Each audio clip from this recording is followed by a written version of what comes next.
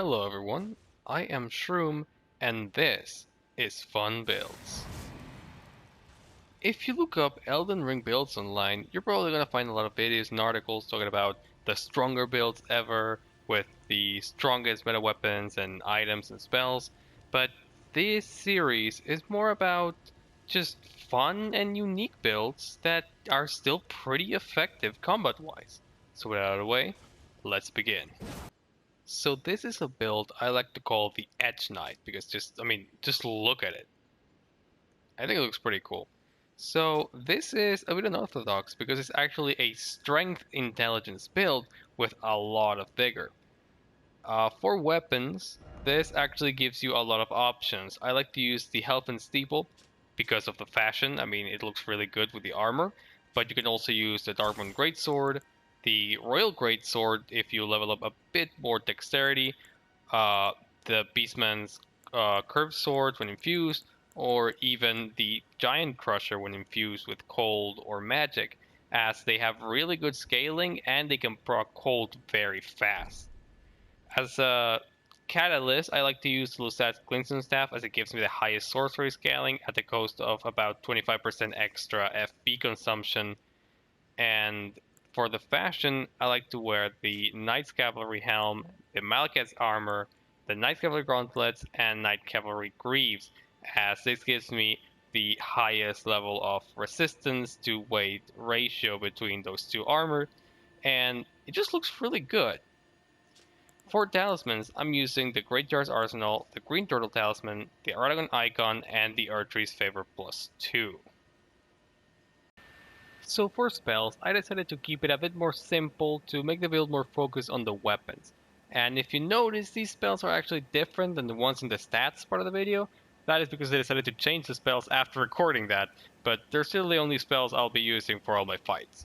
So for starters, we have Swift Glintstone Shard as a quick way to deal damage at a distance, followed by Star Shower to help catch all those roll spammers, although you could use Stars of Ruin, but use it at your own risk since you're probably going to get a lot of hate mail for it. I know I have. And finally, I have Carrion Phalanx as an opening spell or to zone out my opponents. So as I've said before, this build gives you a lot of options, and I think it's one of its biggest strengths.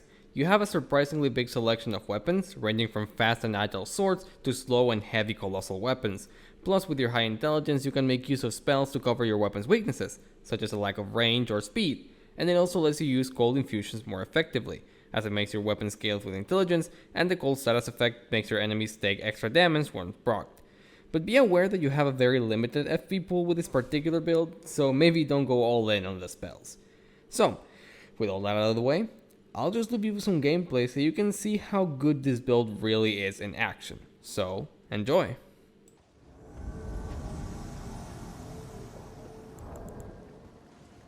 Hey!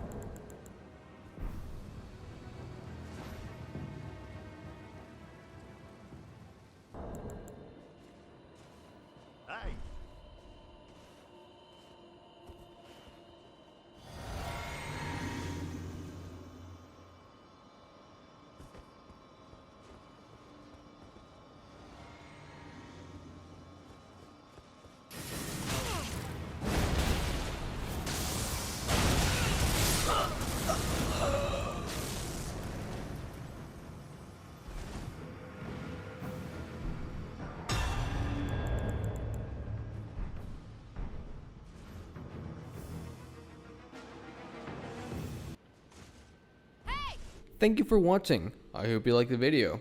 I'll see you in the next one. If it's an asshole, I'm inside it.